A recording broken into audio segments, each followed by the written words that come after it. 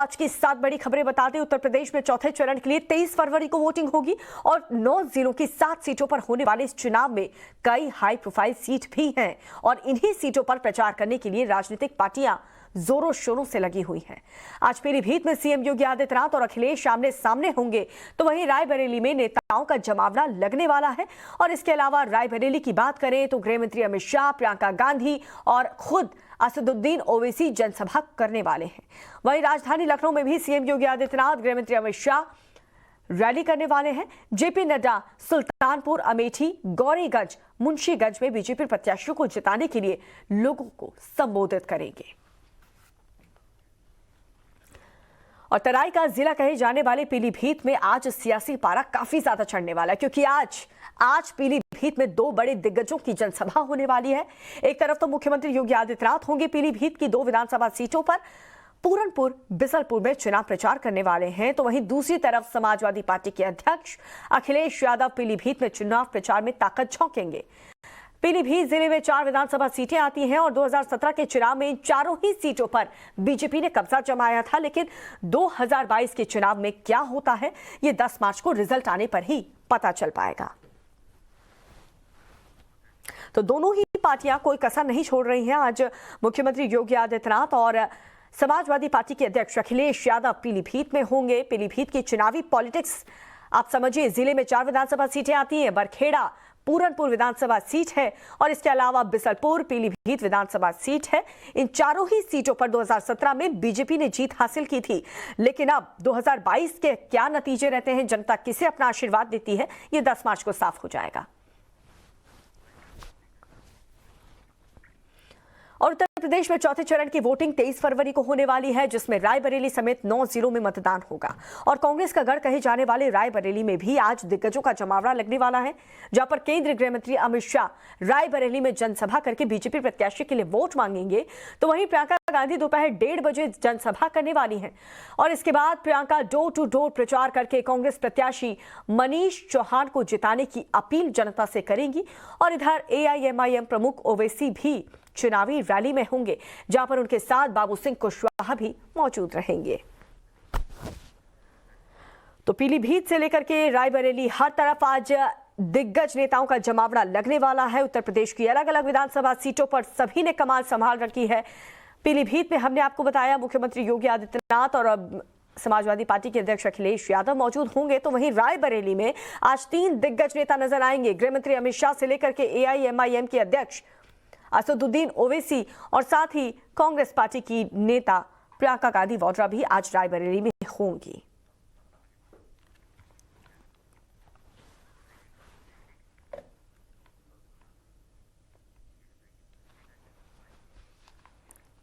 और चुनाव की खबरों के बीच इस बीच एक अहम खबर आपको बता दें, प्रधानमंत्री नरेंद्र मोदी आज इंदौर में बायो CNG प्लांट का वर्चुअली उद्घाटन करने वाले हैं और करीब 150 करोड़ की लागत से बना है ये प्लांट एशिया का सबसे बड़ा प्लांट होगा, जिसमें रोजाना करीब 600 टन कचरे से 17,000 किलो CNG बनेगी, जिससे करीब 400 बसें चलाई जा सकेंगी। यानी कि बहुत बड़ी राहत आज इंदौर की जनता को मिलने वाला है। खास बात ये रही कि PPP मॉडल पर बनाया ये प्लांट, जिसे वेस्ट प्लांट होगा। इस प्लांट से इंदौर नगर निगम की आय में इजाफा तो होगा ही, लेकिन एयर क्वालिटी में भी काफी ज्यादा सुधार यानी कि इंप्रूवमेंट होगा। इसके साथ ही प्लांट से मिलने वाली CNG बाजार भाव से 5 रुपए सस्ती भी मिलेगी। तो 550 टन गीले कचरे से तैयार होगी ये CNG। प्लांट में रोजाना 17,000 किलो बायो CNG बनकर के तैयार हो जाएगी। बायो CNG प्लांट की आखिर खास बात क्या है? रोजाना 17,000 और 550 टन गीले कचरे से यह तैयार होगी। 400 बसों से CNG का इस्तेमाल हो पाएगा और इसकी कीमत भी काफी सस्ती है। 55 CNG बसें महीने भर में चल पाएंगी। आत्मनिर्भर भारत की कड़ी में यह काफी ज्यादा अहम फैसला माना जा रहा है।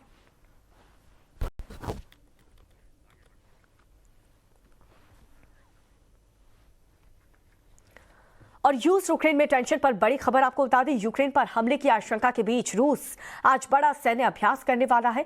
बड़ी बात तो ये रही कि एक्सरसाइज में परमाणु हथियारों के साथ होगी, यानी कि रूस आज न्यूक्लियर एक्सरसाइज करेगा और इस दौरान खुद रूसी राष्ट्रपति व्लादिमीर पुतिन भी मौजूद रहेंगे। उनके साथ बेलारूस के नेता अलेक्जेंडर भी न्यूक्लियर हथियारों से लैस एक्सरसाइज के गवाह बनेंगे।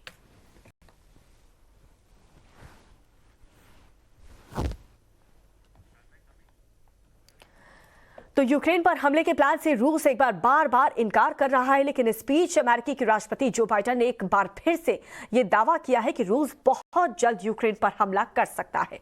अमेरिकी राष्ट्रपति ने यह भी कहा है कि नाटो ने देश अपनी एक एक इंच जमीन की हिफाजत के लिए पूरी तरह से रेडी है। अगर रूस ने ऐसी हिमाकत की यूक्रेन पर हमला करने की अपने किसी भी सहयोगी देश पर, तो अमेरिका उससे मुंह तोड़ जवाब जरूर देगा।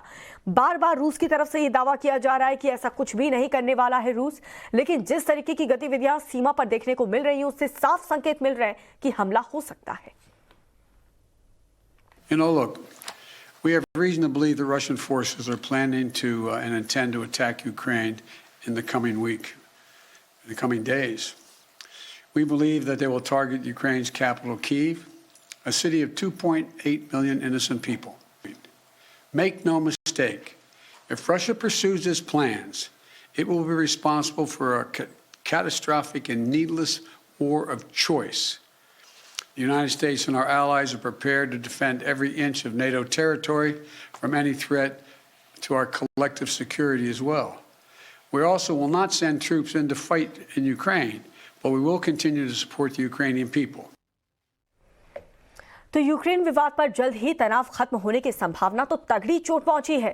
एक तरफ फिर से तेज हो चुकी है, यहाँ पर पश्चिमी देशों में ये चर्चा तेज हो चुकी है कि रूस हमला कर सकता है, रूस जल्द ही यूक्रेन पर हमला करने वाला है। और दूसरी तरफ रूस ने भी अपना रुख सख्त कर लिया है।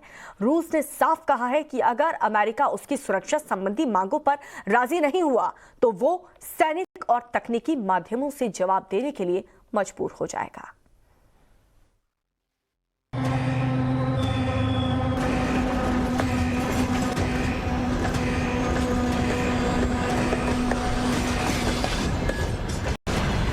ये तस्वीरें रूस दुनिया को दिखा रहा है। रूस अब यूक्रेन बॉर्डर से पीछे हट रहा है। वो दुनिया को बता रहा है टैंक वापस लौट रहे हैं, सैनिक बॉर्डर से पीछे हट रहे हैं।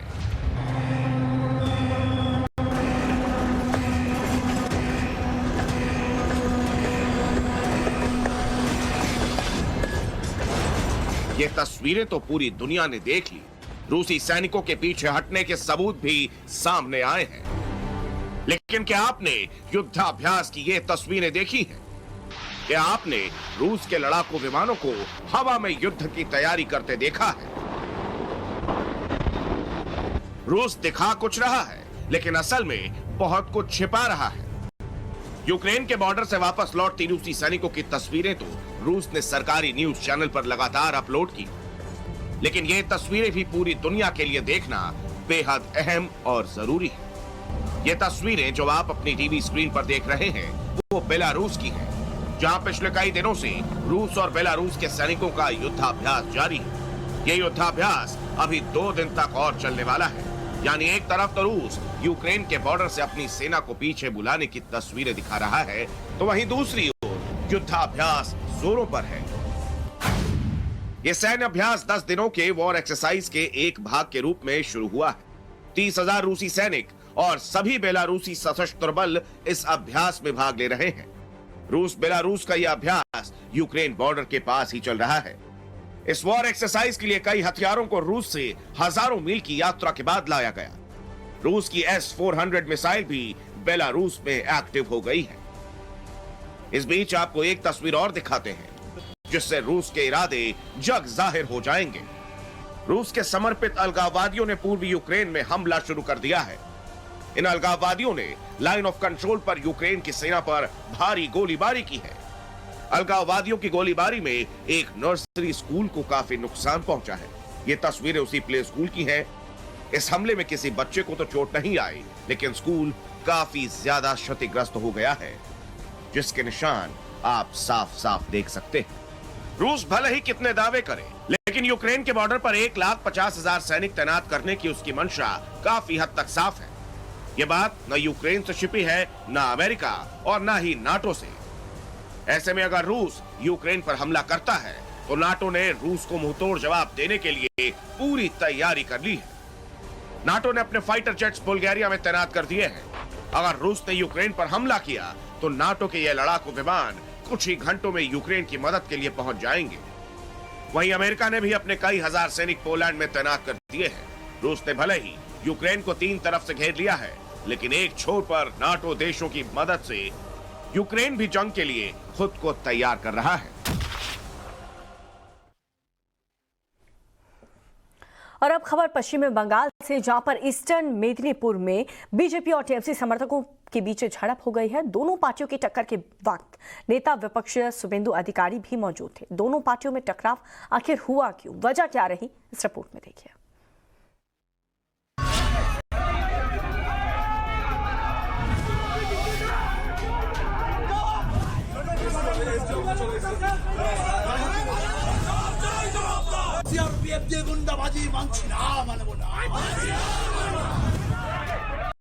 बंगाल में चुनाव है तो लाजमी है तनाव है। इलेक्शन छोटा हो या बड़ा, पॉलिटिकल टेंशन बंगाल का ट्रेंड बन चुकी है।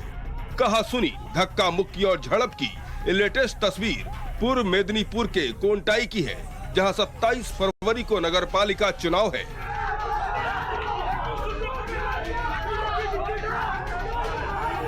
विधानसभा में नेता विपक्ष और बीजेपी विधायक शुभेंदु अधिकारी कोंटाई में पार्टी के लिए प्रचार करने पहुंचे थे, लेकिन यहां टीएमसी नेता सुप्रकाश गिरी से उनका आमना सामना हो गया। टीएमसी समर्थकों का आरोप है कि शुभेंदु और उनके साथ आए लोगों ने ममता बनर्जी के खिलाफ अपमानजनक टिप्पणी की, जबकि बीजेपी कार्यकर्ताओं का दावा है कि टीएमसी समर्थकों ने शुभेंदु के खिलाफ आपत्तिजनक टिप्पणी की। टीएमसी कैंप के मुताबिक उसने बीजेपी समर्थकों की अपमानजनक टिप्पणी का विरोध किया, जबकि बीजेपी कार्यकर्ताओं का दावा है कि टीएमसी के लोगों ने उनके साथ मारपीट की। टीएमसी का आरोप है कि शुभेंदु के सुरक्षा कर्मियों ने उनकी पिटाई की, जबकि बीजेपी का दावा है कि सेंट्रल पैरामिलिट्री फोर्स के जवानों ने शुभेंदु और उनके समर्थकों को टीएमसी वालों से बचाया। झड़प के दौरान बीजेपी के शुभेंदु अधिकारी और टीएमसी के सुप्रकाश गिरी बेहद करीब आ गए, लेकिन शुभेंदु के सिक्योरिटी में मौजूद जवानों ने उन्हें वहां से फौरन निकाल लिया।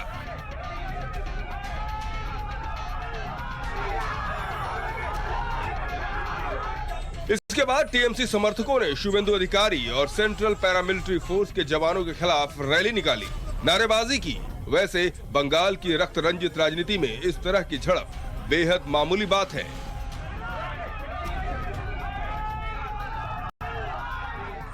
क्योंकि चुनाव के दौरान और उसके बाद खूनी टकराव में न जाने कितने लोगों की जान जा चुकी है। बीजेपी के मुताबिक उसके 35 से ज्यादा कार्यकर्ताओं की हत्या हो चुकी है। कलकत्ता हाई कोर्ट के ऑर्डर पर इस हिंसा की सीबीआई जांच भी चल रही है। Bureau report, times now Navbharat. और अब अगली खबर काशी से है, जहां पर समाजवादी पार्टी के एक नेता का वीडियो तेजी से वायरल हो रहा है। वीडियो में पूर्व विधायक और एसपी नेता हाजी समद अंसारी फूट फूट कर रो पड़े। ऐसा क्यों हुआ आखिर, जो नेताजी की आंखों से आंसू निकलना बंद ही नहीं हो रहे थे? वजह जानिए इस रिपोर्ट में। आज बहुत इस बात की तकलीफ है कि समाजवादी पार्टी के शीघ्र नेतृत्व ने जो फैसला लिया है उससे मैं बहुत दुखी हूँ। 2022 में विधायक बनने की बाट जो रहे नेताजी का टिकट कटा तो सब्र का बांध टूट गया, फूट फूट कर रोने लगे।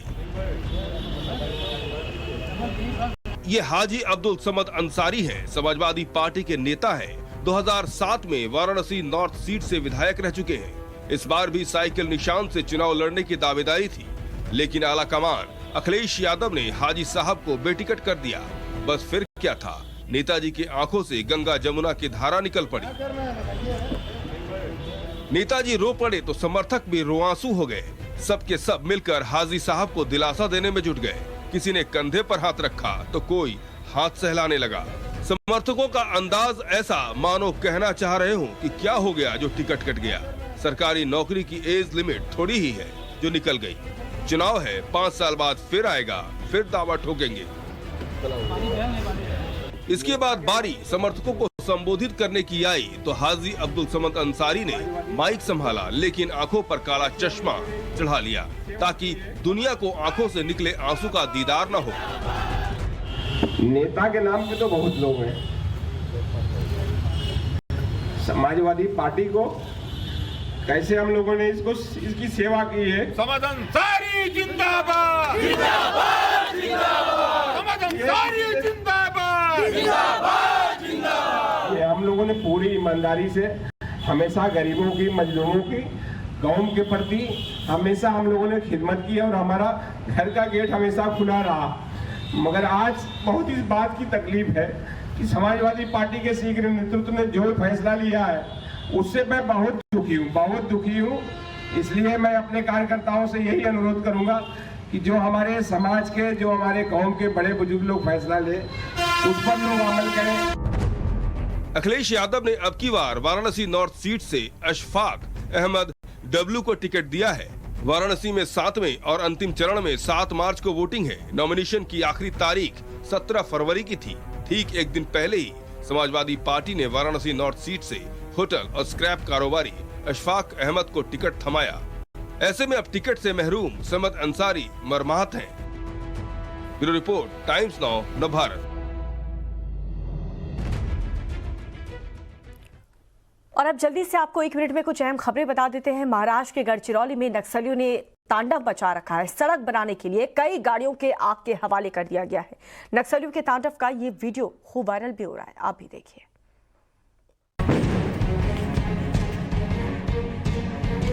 जमीन पर आग का गोला, आसमान में धुएं का गुबार, आग की लपटों में धू कर जलते रहे ट्रैक्टर, जेसीबी मशीन और ग्रेडर। ये नक्सलियों का तांडव है और तस्वीर महाराष्ट्र के गढ़चिरौली की है। जब नक्सलियों ने इस वारदात को अंजाम दिया, नक्सलियों ने पहले मजदूरों से मारपीट की और फिर वहां खड़ी गाड़ियों में आग लगा दी। नक्सलियों ने सड़क निर्माण के काम में शामिल 9 ट्रैक्टर, 2 जेसीबी मशीन और 1 ग्रेडर को आग के हवाले कर दिया। इस घटना को नक्सलियों ने अंजाम देने के दौरान खुद इसका वीडियो भी शूट कर वायरल कर दिया। घटना गढ़चिरौली में भामरागढ़ के इरणपरार गांव की है, जहां नक्सलियों ने ये आगजनी की। नक्सलियों ने इस दौरान ऐलान भी किया कि रेड जोन में वो किसी तरह के कार्यों का विरोध करते रहेंगे। अगर काम नहीं रुका तो आगे भी ऐसे हमले होते रहेंगे। पिछले साल नक्सली कमांडर मिलिंद तेमडुंडे के एनकाउंटर की मौत के बाद नक्सली फिर से सिर उठाने की कोशिश कर रहे हैं। पश्चिम बंगाल में चुनाव और झगड़े का जैसे चोली दामन का साथ हो, लेकिन चुनाव बड़ा हो या फिर छोटा, झड़प की खबरें आ ही जाती है बंगाल से। देखिए रिपोर्ट।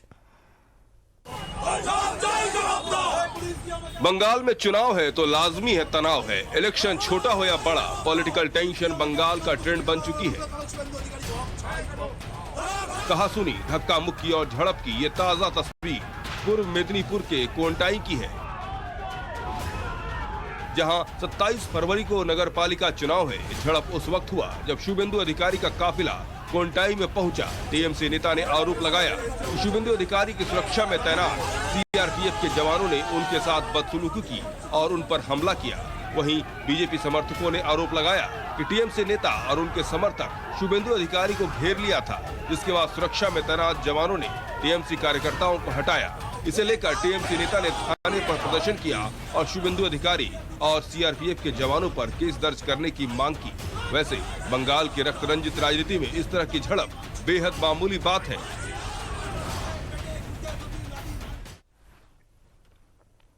और अफगानिस्तान में एक बच्चे की जान बचाने के लिए 3 दिनों तक रेस्क्यू ऑपरेशन चलाया गया, लेकिन 9 साल के बच्चे ने आखिरकार दम तोड़ दिया। देखिए रिपोर्ट। लोगों की भारी भीड़, सैकड़ों की संख्या में लोगों का जमावड़ा, हर किसी के चेहरे पर बस एक ही सवाल, क्या बच जाएगी मासूम की जान? ये तस्वीर दक्षिणी अफगानिस्तान की है, जहां 33 फुट गहरे कुएं में एक 9 साल का मासूम बच्चा गिर गया। बच्चे की जान बचाने के लिए लगातार 3 दिनों तक रेस्क्यू ऑपरेशन चलाया गया। कंधार प्रांत से बच्चे को निकालने के लिए मशीन मंगवाई गई। बच्चे को ऑक्सीजन सप्लाई किए जाने के साथ खाना भी भेजा गया। बच्चे के एकदम सामने चट्टान होने की वजह से काफी मुश्किलें आई। रेस्क्यू ऑपरेशन के दौरान अफगानिस्तान के कार्यकारी रक्षा मंत्री, कार्यकारी लोक स्वास्थ्य और IEA नेतृत्व के सदस्य हनस अक्कानी भी बचाव अभियान के लिए पहुंचे थे। रेस्क्यू ऑपरेशन रंग लाई और बच्चे को गहरे कुएं से निकाल भी लिया गया, लेकिन अफसोस अस्पताल ले जाते वक्त ही वो दुनिया से रुखसत हो गया और पूरा इलाका बच्चे की मौत के गम में डूब गया।